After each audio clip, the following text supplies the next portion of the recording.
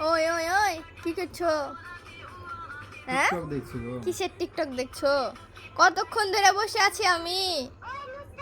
খাবা না তুমি? কত বাজে গেছে জানো? দেখো হ্যাঁ, দেখো কে এটা? তুমি ডে তোমাকে পড়াবো এরকম করে। তুমি এটা।